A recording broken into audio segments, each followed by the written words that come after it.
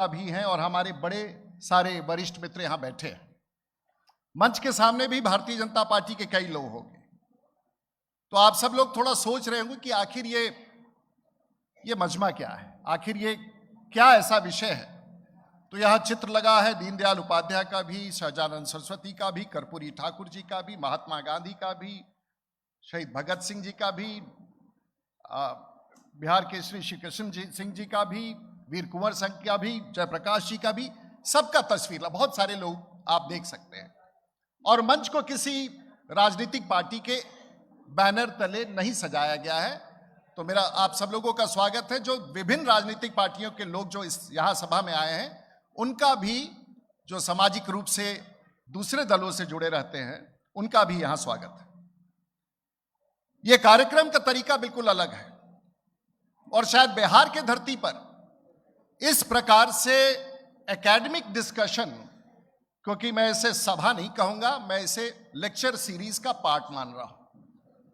और अभी तक इसी प्रकार के लगभग 40 लाख लोगों ने मेरा संबोधन सुना है।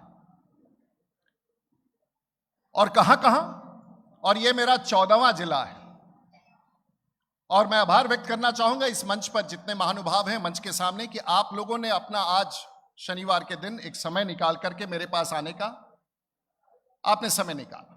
हमारा कार्यक्रम इसके पहले भभुआ में हुआ, मोहनिया में हुआ, रोहतास में हुआ, गया में हुआ, औरंगाबाद में, भोजपुर में, बक्सर में, जहानाबाद में, अरवल में, समस्तीपुर में, भागलपुर में, जमुई में, और उसके पश्चात आज मुजफ्फरपुर में, पड़ोस का जिला है।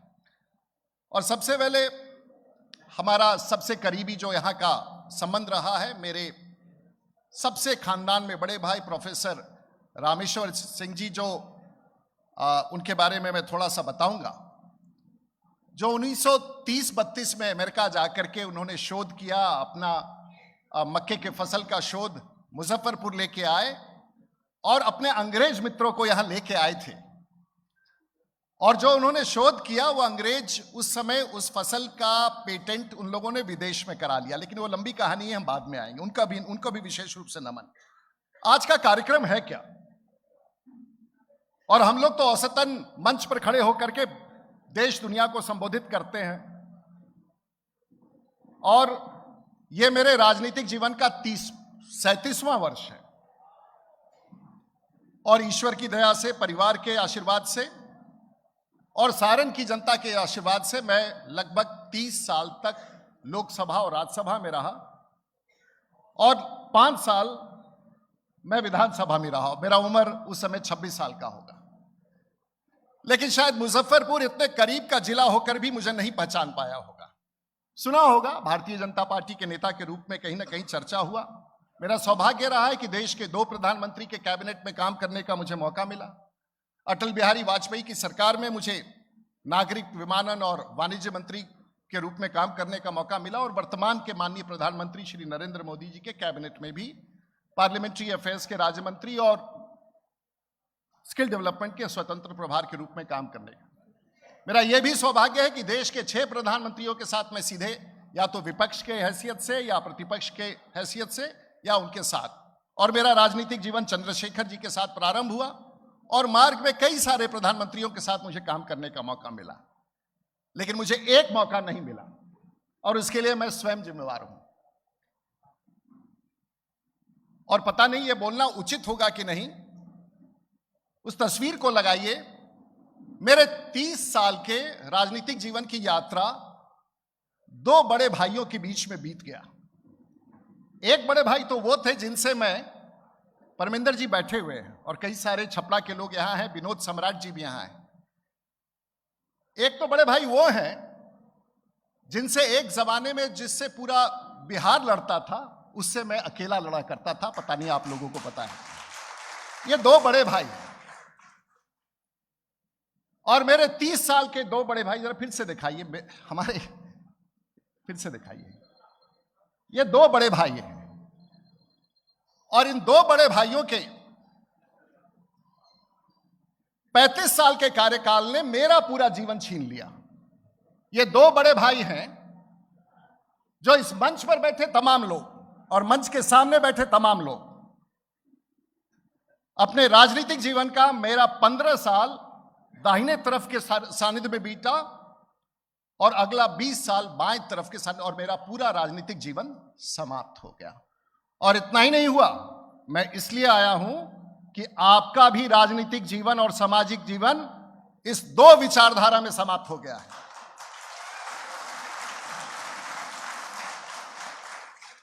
इस दो विचारधारा में आपका राजनीतिक जीवन समाप्त हो गया है। मैं इसलिए आया हूं कि कम से कम आने वाला पीढ़ी इस दो व्यक्तियों के विचारधारा से मुक्त हो जाए, इसलिए मैं आपके शहर में आया।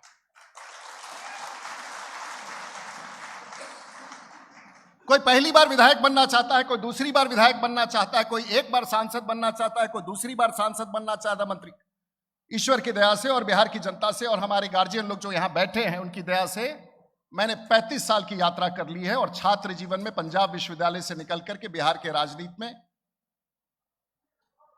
मैं टिका हुआ हूं।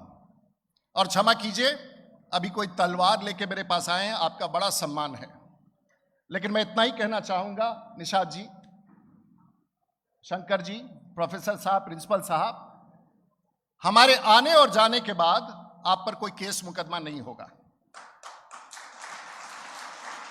कोई नरसंहार नहीं होगा, कोई आक्रमण नहीं होगा, लेकिन एक आक्रमण तो मैं इस लायक आपको बना के जाऊंगा कि आप एक आक्रमण जरूर कर सकेंगे, वो बुद्धि का आक्रमण, और उसके लिए तैयारी कराने के लिए मैं आया हूं, क्योंकि आपकी प्रासंगिकता, राजनीतिक प्रासंगिकता इस बिहार में समाप्त हो गई।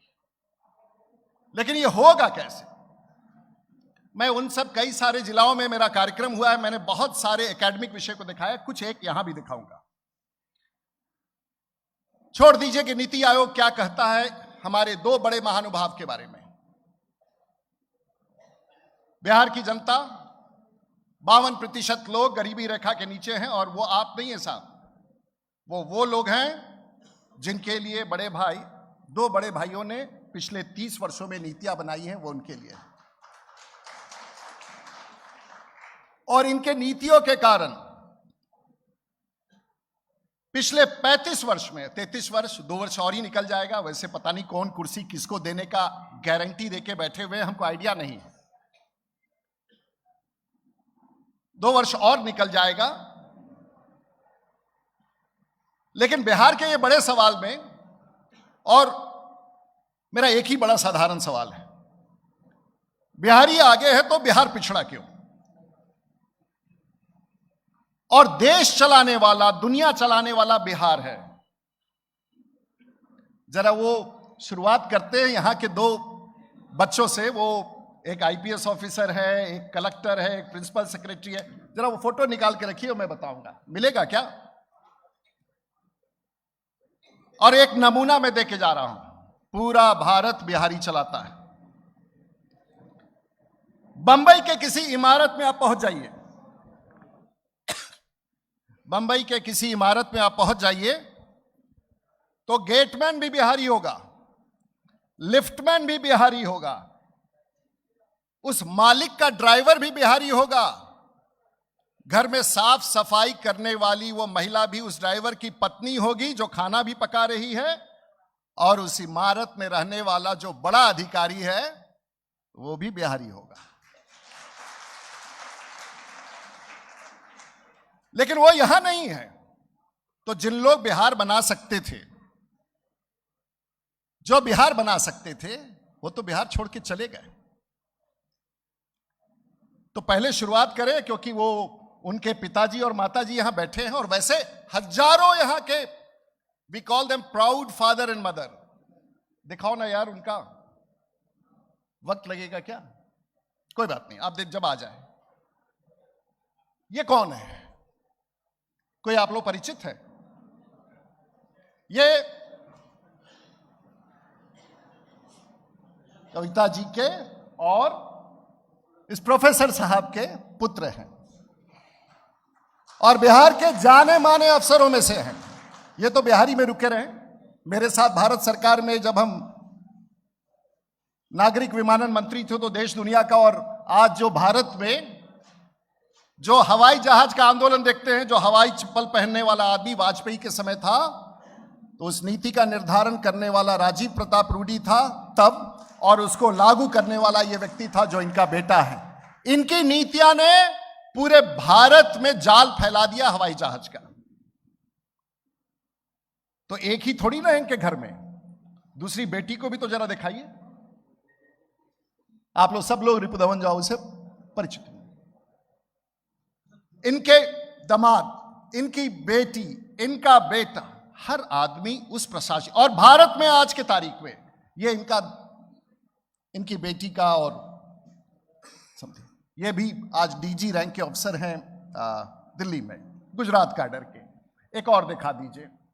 मैं एक उदाहरण लेके आया हूं मुजफ्फरपुर का, और ऐसे हजारों हजार। और ये कौन है? अपनी बेटी का फोटो देख रही हैं?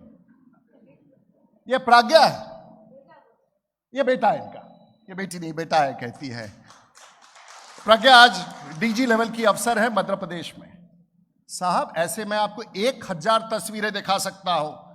जो बिहार का बेटा और बेटी पूरा भारत चला रहा है, जिससे वो प्रांत कितने मुख्य सचिव हो, कितने सचिव हो, कितने प्रधान सचिव हो, ये सब बिहार पूरा भारत चला रहा है। लेकिन बिहार में पिछड़ा है, आखिर क्यों? और मैं सवाल खड़ा करने आया हूं, और यह सवाल एक ऐसा सवाल है, लेकिन आप सब लोग राजनीति तो मुजफ्फरपुर की धरती और राजनीति ना समझे, लेकिन सचमुच पूछिए तो आप लोग राजनीति अब समझते नहीं। क्योंकि आप जिस व्यक्ति को, जिन लोगों को आपने सीढ़ी पर चढ़ा करके उस कुर्सी पर बैठाया 35 सालों में, उसने तो ऊपर पहुंच करके सीढ़ी को मार गिराया, और आप नीचे से देख रहे हैं। आपको नोटिस कौन ले रहा है? आप हैं कौन? आपका मतलब क्या है? एक जमाना था कि हम लोग पीछे भी थे तो सीढ़ी पर साथ साथ चढ़ते थे और व्यवस्था में अपनी योगदान देते थे। लेकिन अब समय आ गया है भाई, अब हम चढ़ेंगे तो सीढ़ी पर साथ चढ़ेंगे, और नहीं चढ़ेंगे तो सीढ़ी नीचे से खींच लेंगे। ये हम लोग को संकल्प लेना पड़ेगा।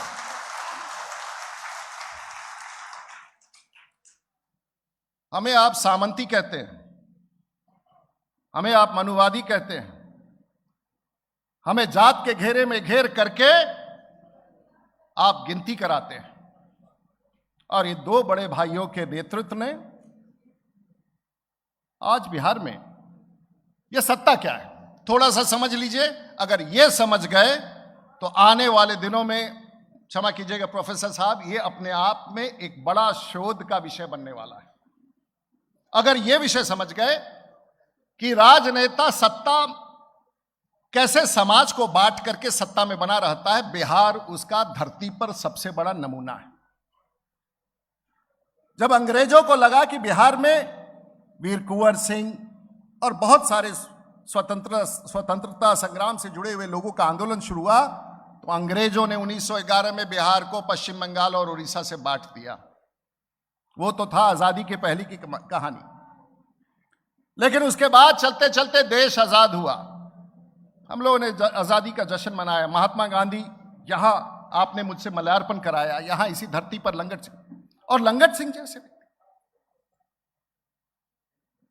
सिंह जैसे व्यक्ति जो आपने बताया कि वो 4th ग्रेड में थे ब्रिटिशर्स के जमाने में, उन्होंने सब कुछ समर्पण देके ये कॉलेज बनाया जिसके प्रांगण में हम यहां हैं। एक अद्भुत कहानियां हैं हमारे इतिहास की। लेकिन नेता क्या करता है? और नेता की खासियत है कि वो समाज को बांटता है। हम भी वही करते हैं, राजू जी भी वही करते हैं, और मंटू जी भी वही करते हैं। हम सब वही बिहार में करते हैं अपने सर्वाइवल के लिए। और फिर किसी को जोड़ते हैं तो कोई नई पार्टी, कई सारी, रोज अखबार में, बिहार के अखबारों में सिर्फ यह दिखता है कि कौन ने, किसने एक दल बना के किसके साथ जा रहा है, छोड़ रहा है, जा रहा है, छोड़ रहा है। दूसरा कोई समाचार और पत्रकार लोग लिख नहीं पाते। आजाद हुआ भारत, हमने संविधान को अपनाया, आरक्षण हुआ, अनुसूचित जाति जनजाति। मुझे गर्व है कि आज भी इस विकास के रास्ता पर कैप्टन निषाद और हमारे मित्र अजय निषाद काम कर रहे हैं। बहुत सारे ऐसे उस समाज के लोग और पिछड़ा समाज के लोग हमारे 90 में आकर के एक देश के ऐसे प्रधानमंत्री आए जो हमारे ही समाज के थे। उन्होंने कहा कि हमें भारत के इतिहास में बने रहना है और 80-82 का जो वो रिपोर्ट था उसको लागू करके पूरे भारत को पिछड़ा और अति पिछड़ा में बांटा, क्योंकि लगा मुझे उसमें भी कोई आपत्ति नहीं है, देश का भला ही हुआ होगा। आपने पिछड़ा अति पिछड़ा बांटा, मैं बिल्कुल उसके पक्ष में मान के अपने आप को चलता हूं, क्योंकि देश के संविधान ने उसको स्वीकार किया। लेकिन बिहार के नेताओं ने वहां माना नहीं। बिहार के नेताओं ने बिहार में आकर के, तो एक समय था जब मैं यहां विधायक था, तो एक जो बड़े भाई इसमें थे उनको लगा कि हमको परमानेंट राजनीति में बिहार का रहना है। तो उस समय ऐसा एक परिस्थिति था कि झारखंड में अधिक भारतीय जनता पार्टी के सांसद और विधायक और जनसंघ के विधायक थे। तो मन में आया कि एक बार झारखंड को अलग कर ही दो तो बिहार का समीकरण हमारे लिए अगले 100 वर्ष के लिए पकड़ में आ जाएगा। तो अभी तक तो जात में ही बांट रहे थे, उन्होंने तो राज्य को ही बांट दिया। राज्य को झारखंड में बांटा, राज्य को बिहार में बांटा। ना झारखंड का भला हुआ ना बिहार का भला हुआ, और वहां तक मामला रुका नहीं। 15 साल के बाद वो रहे नहीं, जेल चले गए, पत्नी को बनाया, इत्यादि इत्यादि। और उससे भी महानुभाव आगे एक कदम चले, और जब हमारे वर्तमान में माननीय मुख्यमंत्री जी को लगा कि लंबी राजनीति करनी है तो समाज को फिर से एक बार बांट दो, तो पिछड़ा को भी अति पिछड़ा में बांट दिया, दलित को भी महादलित में बांट दिया। हम सब इस बंटने के नजारा को पिछले 35 वर्षों से देखते रहे हैं, किसी ने चू तक नहीं किया। हम बंटते रहे हैं, हम बांटते रहे हैं, और यही रहा है उनके सत्ता का रास्ता। और अब फिर एक बार शायद सत्ता हिलने वाला है, इसलिए मैं आगाह करने आया हूं कि सत्ता हिलने वाला है। 35 साल का कार्यकाल बड़ा होता है, बिहार में बड़ा परिवर्तन आने वाला है, और यह सभी जाति के लोगों के लिए है। बिहार में बड़ा परिवर्तन आने वाला है, और अगर यह परिवर्तन आने वाला है तो उन्होंने फिर तय किया है, और 7 जनवरी से फिर बिहार में गिनती शुरू हो गई है। किसी को अंदाजा नहीं है कि गिनती, तो आपने ये गिनती करा करके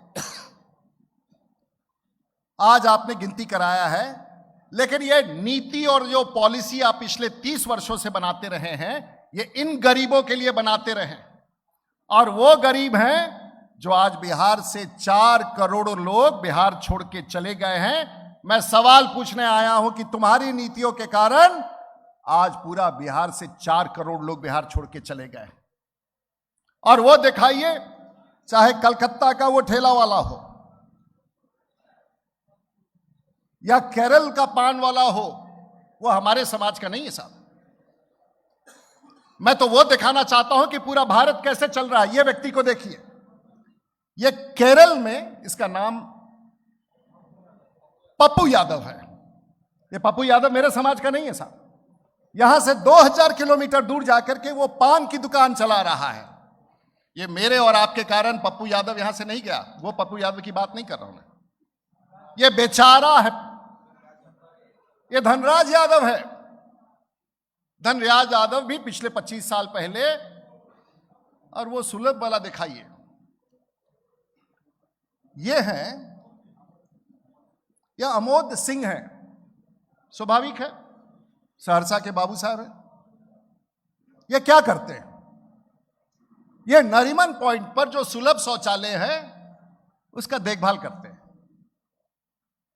तो ऐसा नहीं है कि वो सिर्फ वैसे ही लोग, और इतना ही नहीं करते हैं। एक मैं लेख पढ़ रहा था, ये नरीमन पॉइंट के उस सुलभ शौचालय के बगल का कमरा है जिसमें भात दाल तरकारी भुजिया खा रहे हैं, और ये बाबू साहब हैं।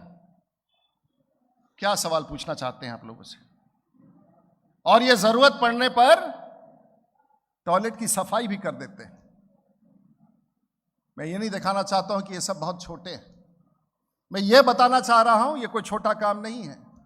लेकिन अगर बिहारी ना हो तो पूरा भारत थम जाए।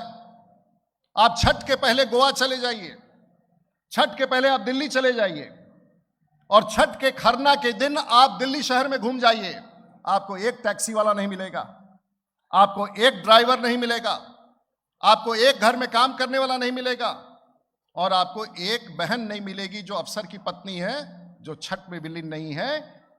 दिल्ली बंद हो जाता है, मुंबई बंद हो जाता है, सूरत बंद हो जाता है, बड़ौदा बंद हो जाता है, चेन्नई बंद हो जाता है छठ के एक दिन पहले। पूरा भारत में बिहारी है। और इसको भेजने वाला कौन है? ये भेजने वाला बिहार का व्यवसाय क्या है? हम यहां से मजदूरों को ट्रांसपोर्ट करते हैं। हमारे बड़े भाई, दो बड़े भाइयों ने ऐसी नीति बिहार के बनाई है। आप तो टिके रह गए पत्रकार लोग। दो बड़े भाइयों ने ऐसी कि बिहार पूरे भारत का मजदूरों का ग्लास सप्लायर बन गया है। यह हमारी नीति है 30 साल की। अभी मैं गाड़ी में आ रहा था, ये बैठे हैं हमारे मित्र मंटू जी, नीतीश कुमार जी के समाज के हैं। हमने पूछा, मंटू जी आप अपने दोनों बच्चे को बाहर पढ़ा रहे हैं, बिहार में क्यों नहीं पढ़ा रहे हैं? फिर मैंने इनसे आस्ते से पूछा, मंटू जी ये बताइए आपके बच्चे बिहार में कहां आके रहना चाहेंगे? तो कहा नहीं सर, वो तो लोग कह रहा है कि इंदौर रहेंगे, तो कोई कह रहा है बंबई जाएंगे। और हर घर की कहानी यही है। रोहित जी मेरे साथ आए, मेरे मित्र हैं। इस मंच पर बैठे निषाद जी हो, सो गुजरात का कोई बेटा ये नहीं करता है कि हम गुजरात छोड़ करके बाहर कहेंगे। वहां पर आईटी कंपनी है, वहां पर कोस्टल टूरिज्म है, वहां पर ट्रांसपोर्टेशन है, वहां हवाई अड्डा है। लेकिन हमारे घर में हर, अगर इसी में प्रोफेसर साहब लोग और चाहे किसी के हाथ उठा ले, आप अपने अगली पीढ़ी को बिहार से बाहर भेज रहे हैं। लेकिन आखिर क्यों भेज रहे हैं? तो छोटा भी बिहार छोड़ के जा रहा है, बड़ा भी बिहार छोड़ के जा रहा है। आखिर ये कब तक हम बंटते रहेंगे? एक बड़ा सवाल है। किसी ने यहां तलवार जब दिया तो मैंने कहा कि भाई तलवार तो ठीक है, मैं वीर कुंवर सिंह, महाराणा प्रताप, शाहजहां सरस्वती, ये तमाम आंदोलन वालों को याद करता हूं और उनकी प्रेरणा लेता हूं। लेकिन समय बदल गया है। अब तो अगर दुश्मन को मार गिराना है तो एक बटन दबाइए, एक मिसाइल निकलेगा और 2000 किलोमीटर जाके दूर दुश्मनों को मार गिराएगा। हमें यह कदम उठाना है, हमें यह कदम उठाना है। और यह बिहारी वैसा बिहारी है। आप मुझे बताइए, आप सब लोग, कई लोग किसान भी हैं, हमारे मजदूर, हमारे गरीब, आप चेन्नई के फैक्ट्री में भी जाएंगे तो आपका गरीब वहां पर दिखेगा। आप पंजाब के खेत में जाएंगे और वो निकाल के रखिएगा जो अभी 4-5 तस्वीरें, देश में मरने वाला भी अगर सबसे ज्यादा लोग कोई है, देश में मरने वाला सबसे ज्यादा मजदूर कोई है तो वो बिहारी है, और आपके गांव का है, आपके घर का है, आपका समर्थक है। दिखाइए वो पंजाब का, वो दिखाइए पुणे का वो वीडियो दिखाइए। मैं हूं आपके साथ पलक प्रकाश, दिखाएंगे आपको रफ्तार के साथ खबरें। लेकिन आपको उसके पहले एक बड़ी खबर बता दें, पंजाब के लुधियाना से मिल रही है, जहां पर आग लगने से बड़ा हादसा हुआ है। आपको बता दें, हादसे में बिहार के रहने वाले 7 लोगों की मौत हो गई। घटना लुधियाना के टिब्बा रोड पर स्थित मक्कड़ कॉलोनी में हुआ है हादसा। हादसे में मारे गए सभी लोग बिहार के समस्तीपुर जिले के रहने वाले बताए जा रहे हैं। सभी 7 लोग एक ही परिवार के थे। मृतकों की पहचान सुरेश साहनी 55 साल, उनकी पत्नी अरुणा देवी 52 साल, बेटी राखी 15 साल, मनीषा 10 साल, गीत। और आगे दिखाइए हमारी नेताओं की संवेदना कहां चली गई। और बिहार का मैं हूं आपके साथ विभा उपाध्याय, और इस वक्त एक बड़ी खबर पुणे से आ रही है, जहां यरवदा इलाके में बड़ा हादसा हुआ है। 7 मजदूरों की मौत इस हादसे में हो गई है। यरवदा इलाके में यह बड़ा हादसा, मजदूरों पर स्लैब की जाली गिर गई, जिनमें हादसे में 7 मजदूरों की मौत हुई है, 3 घायल बताए जा रहे हैं। और घायलों को फिलहाल अस्पताल में इलाज के लिए भर्ती कराया गया है। मरने वाले सभी मजदूर बिहार के रहने वाले थे। एक मॉल के नीचे स्लैब बनाते समय स्लैब के लिए बनाई गई जाली कर्मचारियों के ऊपर ही गिर गई, जिस वजह से यह हादसा हुआ। और एक दिखा दीजिए, शायद हम याद रखने के लिए करें।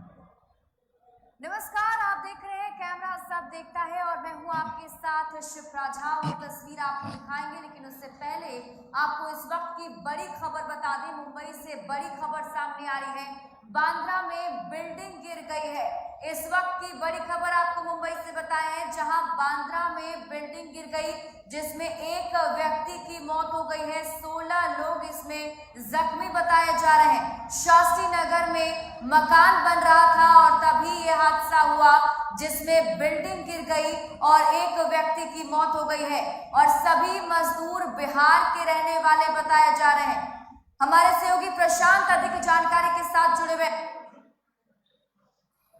कैसा लगा देखने में? और ऐसे 1000 तस्वीरें आपके आंखों के सामने से जाता होगा, लेकिन हम में तो क्या आने वाले दिनों में हम अपने नेताओं से सवाल कर सकते हैं? क्या यह बात कर सकते हैं उन लोगों से कि जो राजीव प्रताप रूडी जो बात कह रहा है वो सच है या गलत है?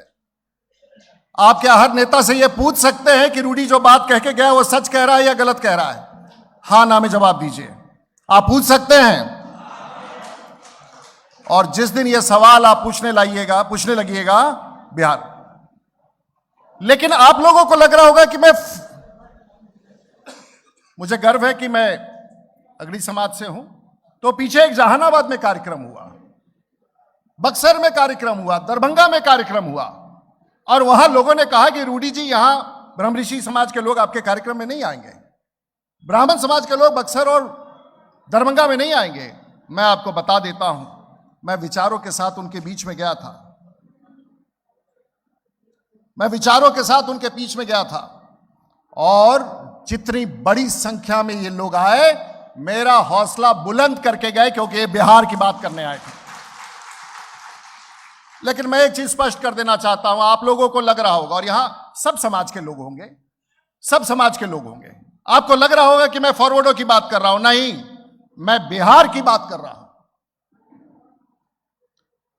और अगर आपको लगता है मैं फॉरवर्ड हूं, तो अगर बिहार बैकवर्ड है तो हम और आप फॉरवर्ड कैसे हो सकते हैं? जरा हमको ये फॉर्मूला समझाइए। मेरा हिस्सा तो तुम खा जाते हो जब समय आता। हम तो सब बैकवर्ड है भाई। जब हम सब बैकवर्ड हैं तो हमको फॉरवर्ड रहने का सवाल कहां से पैदा हो सकता है? जब राज्य पिछड़ा है, जब राज्य में गरीब है, राज्य के मजदूर मर रहे हैं, जब पूरा भारतवर्ष में मजदूर हम दे रहे हैं, तो यही हम नहीं कहते हैं। आपको लगता हो कि राजीव प्रताप रूडी मुजफ्फरपुर में आके ये बात बोल के गए हैं? आप देखिए पार्लियामेंट में मैंने क्या कहा, और ये भारत का सबसे बड़े लोकतंत्र की संस्था पर मैंने क्या कहा कि अगर बिहार बैकवर्ड है तो राजीव प्रताप रूडी भी बैकवर्ड है।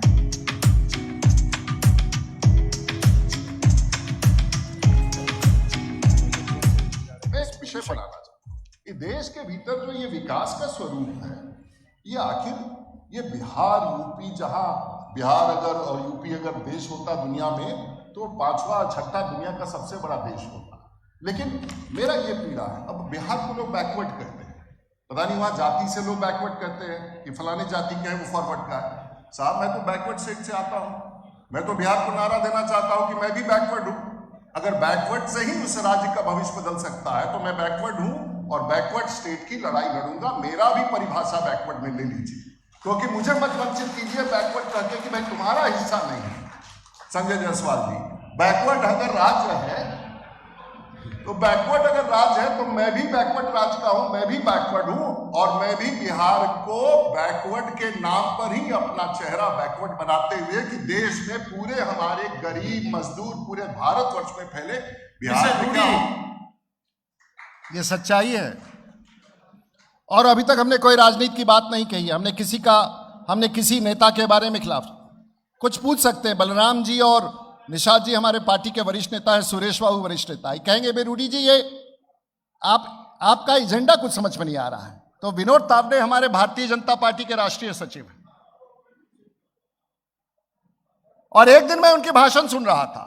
महाराष्ट्र विकसित राज्य है भाई, महाराष्ट्र की आमदनी पूरे देश में और तमिलनाडु की आमदनी पूरे देश में है। देखिए हमारे भारतीय जनता पार्टी के राष्ट्रीय महामंत्री क्या कह रहे थे, और हमने उनसे बात नहीं की है बिहार के बारे में, वो क्या कह रहे थे।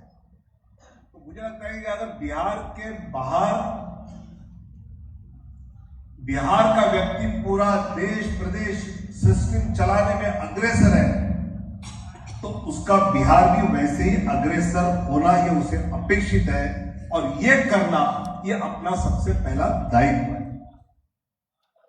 किसने कहा भाई?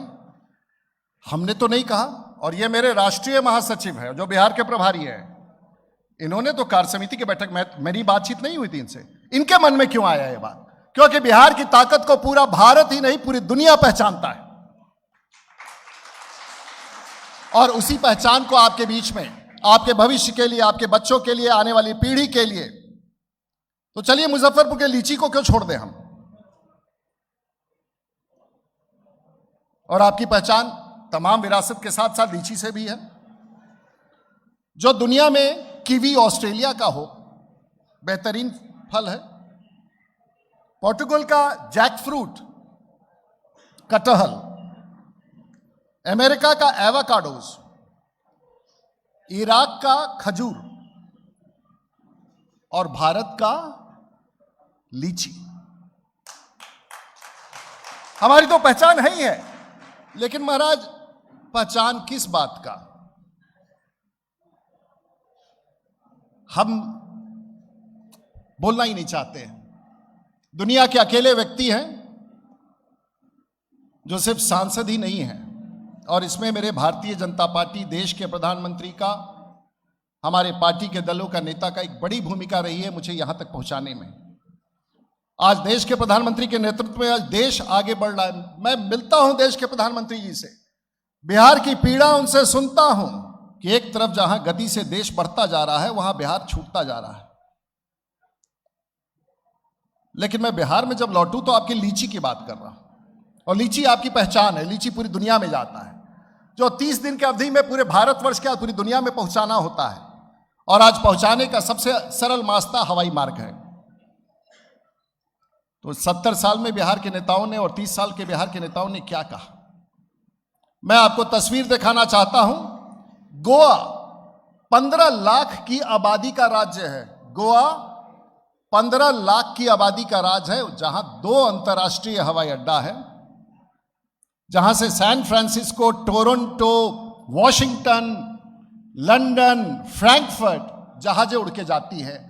और बिहार 14 करोड़ लोगों का राज्य होते हुए भी जयप्रकाश जी के नाम पर उस हवाई अड्डा का नाम है जयप्रकाश नारायण अंतर्राष्ट्रीय हवाई अड्डा, जहां पिछले 50 साल में एक अंतर्राष्ट्रीय हवाई अड्डा नहीं उड़ा। ये तो मंच लगा के बिहार का मजाक है। जयप्रकाश जी के ये सब अनुयायी थे, ये सब अनुयायी हैं जिनकी बात कर रहे हैं। और इतना बड़ा हादसा, जिस हवाई अड्डा का नाम लिखा हुआ है जयप्रकाश नारायण अंतर्राष्ट्रीय हवाई अड्डे, पिछले 50 साल से एक अंतर्राष्ट्रीय विमान न उतरा। यह है बिहार की नीति, और यह है बिहार के नेताओं की नीति। यदि आपको देखना है तो आपके बच्चे, आपके घर के परिवार के, सुरेश बाबू के परिवार के, निषाद जी के परिवार के, और ये तो विदेश में तो लंबा समय रह के आए हैं। जरा दिखाइए वो तस्वीर पटना हवाई अड्डे का, और दिखाइए वो तस्वीर पंजाब के हवाई अड्डे का, और दिखाइए वो तस्वीर बेंगलोर का। ये है पटना। देखिए एक बच्चे को कैसे ले जा रही है, बक्से पर बैठा करके बच्चे को ले जा रही है। ये है आपका पटना हवाई अड्डा, ये है हमारा बिहार। और इसी के गर्व पर 14 करोड़ लोगों के ये 2 बड़े भाइयों के नेतृत्व में हम लोग अपना, ये बेचारा देखिए कितना सुंदर से बैठा हुआ है। अब दिखाइए जरा चंडीगढ़ का हवाई अड्डा, या दिखा दीजिए बेंगलोर का हवाई अड्डा। साहब ये है चंडीगढ़ का हवाई अड्डा, और इसमें म्यूजिक वगैरह नहीं डलवा पाए। ये है चंडीगढ़ का हवाई अड्डा। जाने वाले, पटना से चंडीगढ़ जाने वाले अधिकांश बिहारी हैं। आप इसको भी छोड़ दीजिए। आज से 2003 में जो व्यक्ति पूरे भारत के हवाई अड्डों को सजा रहा था,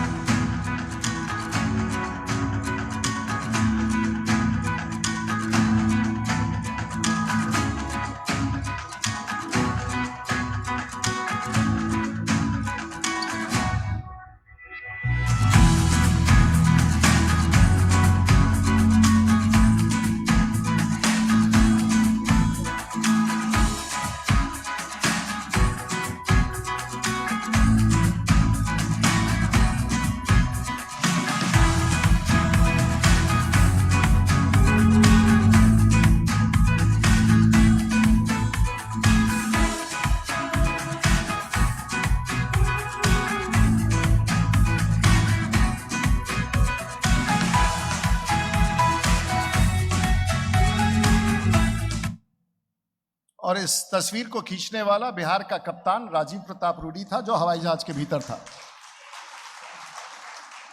और मुझे गर्व है कि मैं दुनिया का अकेला एक ऐसा सांसद हूं, और निशाद जी भी मेरे पैसेंजर रहे हैं और राजू बाबू भी रहे हैं, विक्रम दुनिया, लेकिन मेरे लिए गर्व का विषय नहीं है।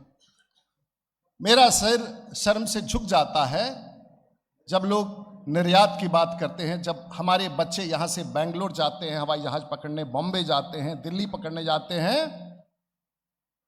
और पिछले 3 साल से बिहार में का दक्षिण एशिया का सबसे बड़े हवाई अड्डा का प्रस्ताव राजीव प्रताप रूडी ने बिहार के सरकार को दे रखा है। मैं अपने घुटनों पर जाकर के कभी राजनीति पे इतना झुकता नहीं हूं। मैंने माननीय मुख्यमंत्री से कहा कि आने वाली पीढ़ी के लिए निर्णय लेना जरूरी है। जो बच्चे अपने बागान से लीची दुनिया भर में बेचना चाहते हैं, उसके लिए यह निर्णय है। लेकिन जिसके पास सत्ता होता है, उसके पास ही अहंकार होता है, वो दूसरे की बात नहीं सुनता। और जिसको 20-20 साल का सत्ता दे के रखेंगे, वो आपकी और हमारी बात कभी नहीं सुनेगा। तो मुझे पूरे उन लोगों से अपील है कि 35 साल हमने सामंती रूप में तुम्हारा बड़ा नुकसान किया, तुमने मुझसे बदला ले लिया। 30 साल इन 2 बड़े भाइयों को कुर्सी पर बैठा के वो बदला समाप्त हो गया। अब कम से कम बिहार के लिए एक बार ऐसे लोगों को राजनीति में आगे लाओ जो आने वाली पीढ़ी के साथ न्याय कर सके। यह मेरा अभियान है।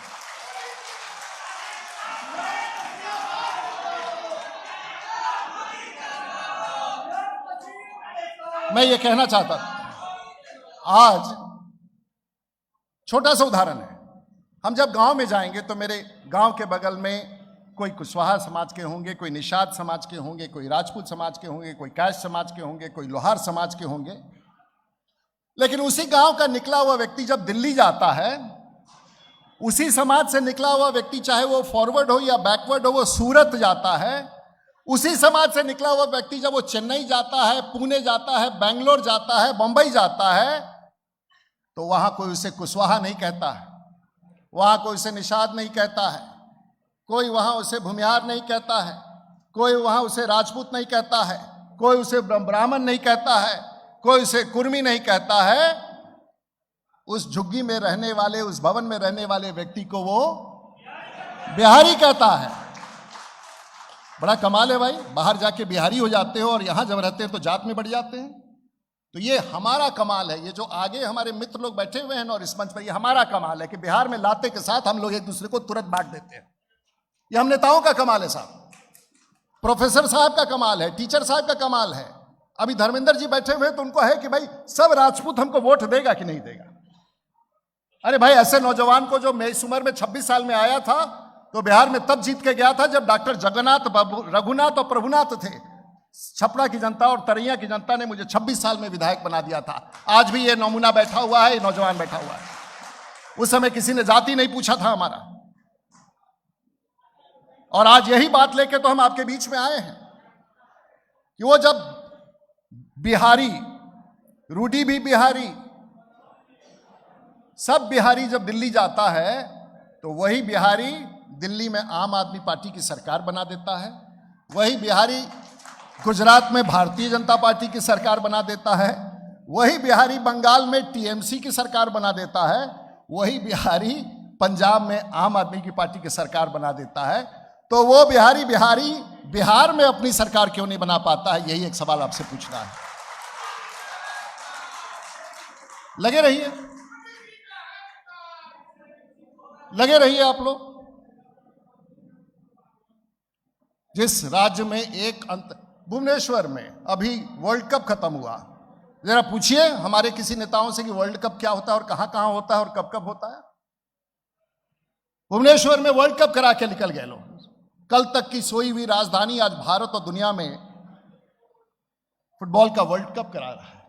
साहब एक आईटी जगत का एक बेंगलोर सिटी, जरा वो फोटो सब दिखाइए। एक बेंगलोर सिटी अपने आप में, जहां 90% आपके घर के बच्चे हैं, मैं हाथ उठवा दूंगा तो आपके 100 ऐसे बच्चे मिलेंगे जो इसी शहर से जाकर के बेंगलोर के आईटी हब में काम करते हैं। और बेंगलोर की कमाई सिर्फ आईटी से, तो आईटी में ये देखिए, ऐसा एक भवन दिखाइए, ऐसे 1000 भवन बेंगलोर में है, 1000 भवन हैदराबाद में है। नेक्स्ट सिलिकॉन वैली, ये बेंगलोर आईटी हब। साहब 14 करोड़ की आबादी में एक भवन ऐसा दिखा दीजिए आप। और इसमें क्या है, भवन है और ऑप्टिकल फाइबर का नेटवर्क है और हमारे नौजवान हैं, हमारे बेटे, हमारी बेटियां हैं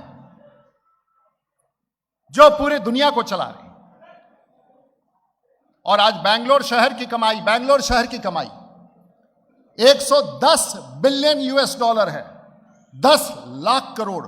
बिहार सरकार का पूरा बजट तो 2.5 लाख करोड़ का है ना। एक शहर कमा के 10 लाख करोड़ देता है। क्या वहां के नेता हमसे ज्यादा समझदार हैं? क्या वहां के नेता हमसे ज्यादा पढ़े लिखे हैं?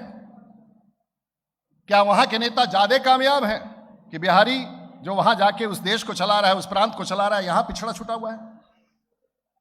आज बिहार में जो 4 करोड़ लोग बाहर गए हैं, वो 4 करोड़ लोग हमने औसतन पता लगाया, और वो से कई सारे मेरे पास है कि जो घर पैसा भेज रहा है।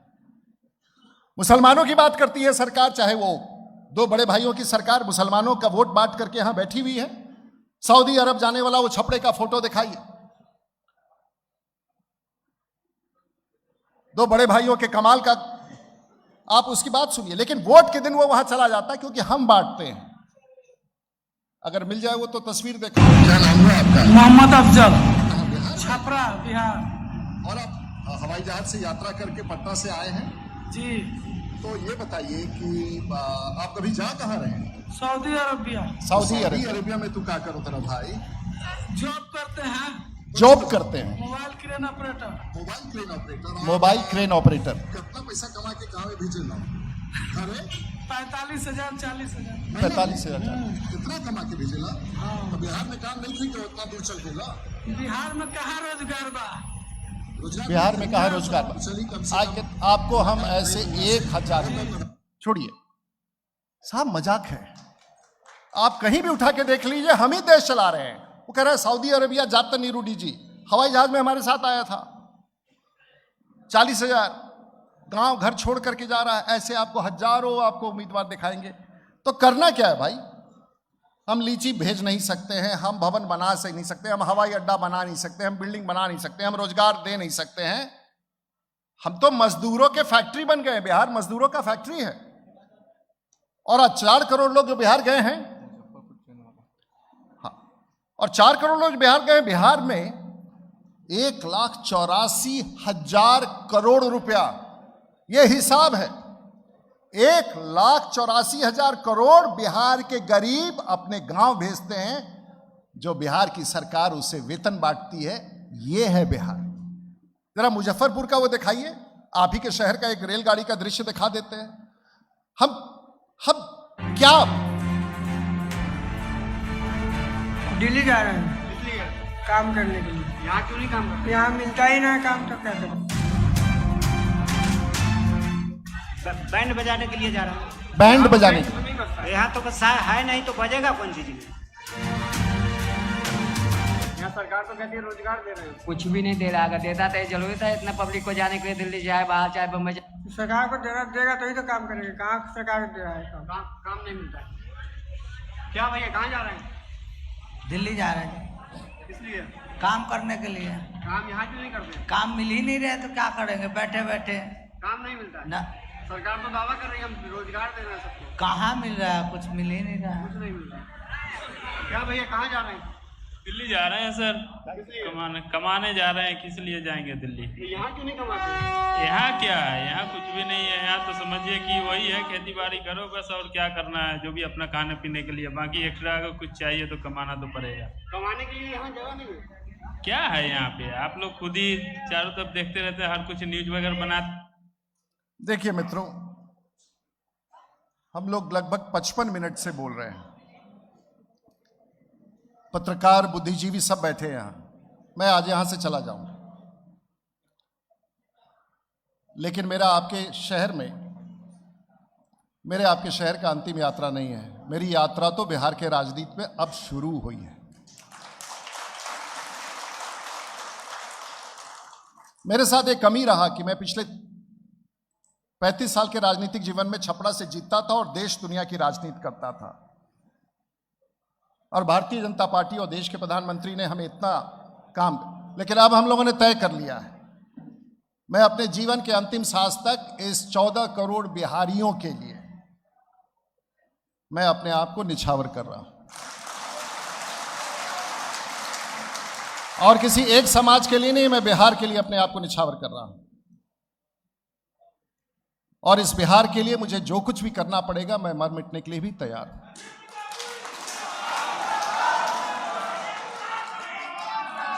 लेकिन मेरा आप लोगों से एक ही अनुरोध है, कल आपके पास, अभी कोई विधानसभा का चुनाव नहीं है, लोकसभा का चुनाव नहीं है, इसलिए कोई कह नहीं सकता कि मैं पॉलिटिकल वोट मांगने आया हूं। लेकिन मेरा आप सब लोगों से, अगर मेरे बात से 1% है, तो मेरी बात का ये चर्चा को अपने गांव तक पहुंचाइए। मेरे सोशल मीडिया पर इसे फेसबुक पर खोल करके अपने बच्चों को दिखाइए। आपके मित्र और सगे संबंधी जो पूरे भारतवर्ष में रहते हैं, उनको इसका लिंक भेजिए और उनसे एक सवाल पूछिए कि राजीव प्रताप रूडी जो बात कह रहे हैं वो सही कह रहे हैं कि गलत कह रहे हैं, और सही कह रहे हैं तो आने वाले दिनों में बिहार के बड़े परिवर्तन का हमें रास्ता तय करना हो। आपको हमको बताना होगा, मैं आपको नहीं बताऊंगा, नेता दूसरे को बता। मैं आज पूछने आया हूं,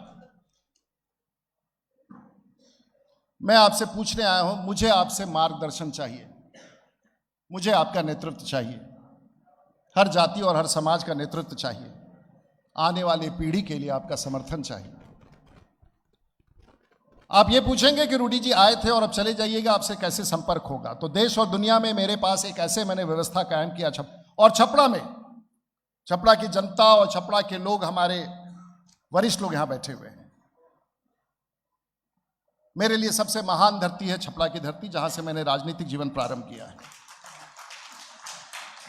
और आज के तारीख में छपरा जैसे जिला में अकेले 26,000 करोड़ रुपया का काम चल रहा है। तो अगर मेरे जैसा आदमी अगर 26,000 करोड़ रुपए का काम करा सकता है, तो इस राज्य में ऐसे नेता की एक तो तलाश कीजिए जो राज्य में कम से कम 26 लाख करोड़ रुपए का काम करा सके, और वो विजन से आता है। मित्रों, मैंने अपने यहां और आप सब लोगों के लिए, आप सब लोगों के लिए एक मैं अनुरोध करना चाहूंगा। मैंने अपने जिला में एक ऐसा बेहतरीन कंट्रोल रूम बनाया है जो पूरा भारतवर्ष उपयोग करता है, पूरा सारण की जनता उपयोग करती है।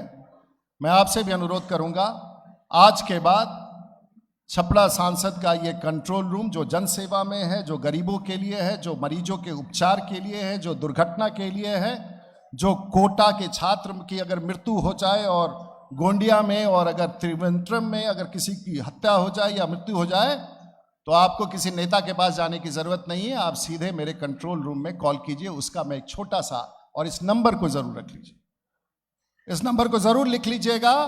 कब यह कामयाब हो जाएगा, कब आपके काम आ जाएगा, आपको अंदाजा नहीं है, लेकिन ये 24 घंटा, और आज के तारीख से ये कंट्रोल रूम जो राजीव प्रताप रूडी सांसद का है, मैं मुजफ्फरपुर के महान जनता और महान नौजवानों के लिए खोलता हूं ताकि आप इसका उपयोग कर सकें। वो दिखाइए, नमस्कार।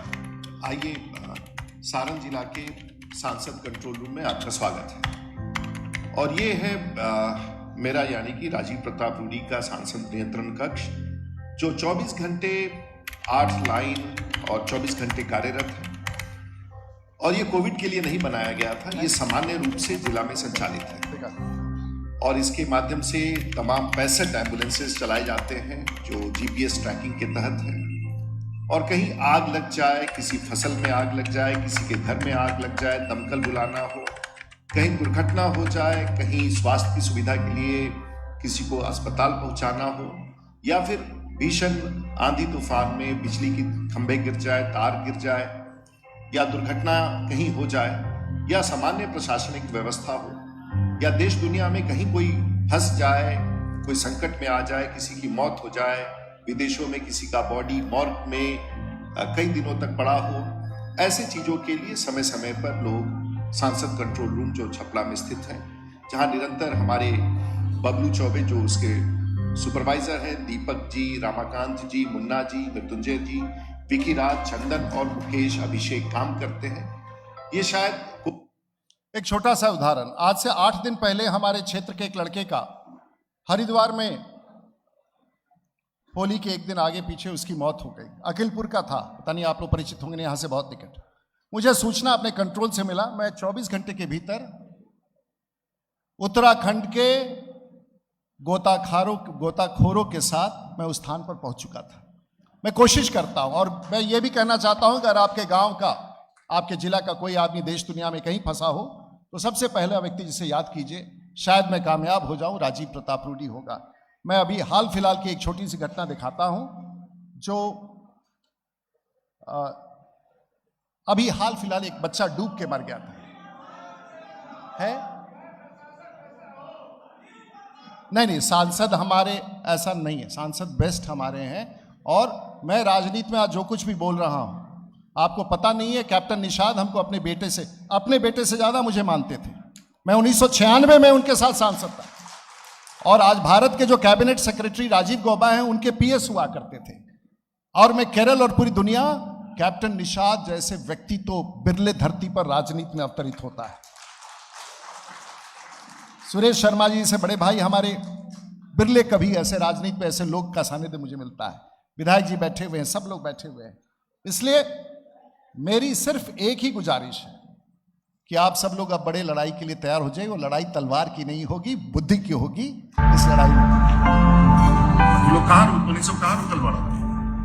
कुछ नहीं मिला, कहीं बॉडी कुछ नहीं मिला। आपको तो अनुभव से पता होगा कि ये बॉडी कहाँ फंसा होगा। मैंने सर जैसे आपको बताया यहाँ आया, और अमित राज के लिए हम यहाँ पर आए थे आज।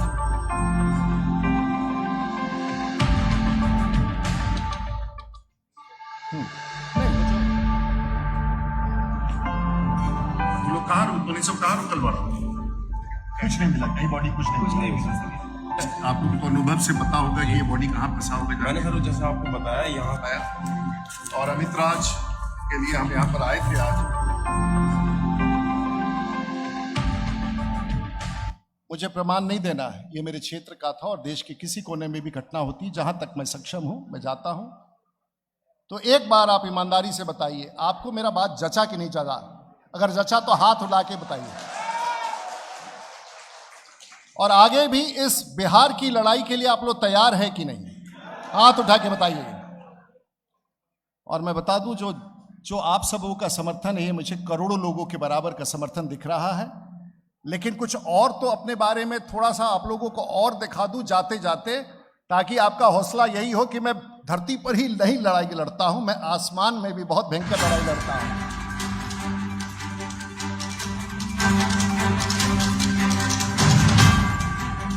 ये मैं हूं, मैं आसमान में भी आपकी लड़ाई लड़ सकता हूं।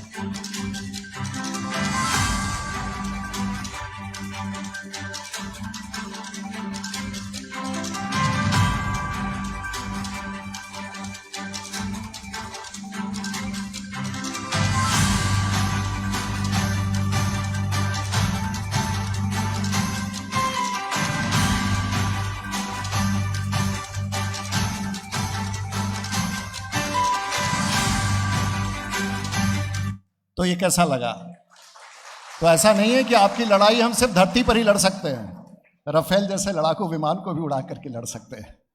तो एक इसी में एक और देख लीजिए। और आप आज जब जाइए घर, तो बड़ा रिलैक्स होके जाइए, और जरूर शाम को अपने घर में अपने पिताजी के साथ, अपने अपनी पत्नी के साथ, अपने भाभी के साथ, अपने बच्चों के साथ आज इस चर्चा को अपने घर में जरूर कीजिए। ये मेरे लिए बड़ा जरूरी है, ये मेरे लिए बड़ा जरूरी है कि इस चर्चा को आप लोग जिंदा रखें। मैं पार्टी नहीं हूं, मैं भारतीय जनता पार्टी का कार्यकर्ता हूं, लेकिन मेरे पास मेरी क्षमता सीमित है और मेरी ताकत आप लोग हैं। ये नौजवान मेरी ताकत है, ये शिक्षक मेरी ताकत है, ये पत्रकार हमारी ताकत है, ये हमारे बुजुर्ग और किसान हमारी ताकत है। मैं तो बहुत छोटा सा अदना सा व्यक्ति हूं जो इस अभियान को लेकर चल रहा हूं। आप सबको 50 मिनट तक एक आदमी सभा से गया नहीं, ऐसे सामान्य रूप से हम लोग की बैठकों में भी नहीं होता है।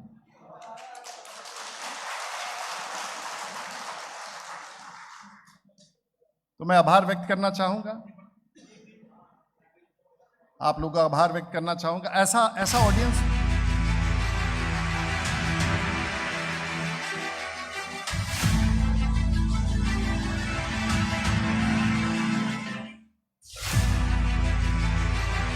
छोड़ दीजिए। तो ये सिर्फ आपको लाइट करने के लिए, ताकि पत्रकारों से मैं यहीं उतर करके बात कर लूंगा, क्योंकि आपको तो चाहिए सनसनीखेज समाचार, कोई समाचार। आप सबका मैं अपने तहे दिल से अभिनंदन करता हूं, इस विश्वास के साथ कि बिहारी आगे है और बिहार पीछे क्यों है, इस सवाल को आप सब लोगों को उठाना है। जय हिंद, भारत माता की जय। आप चलो।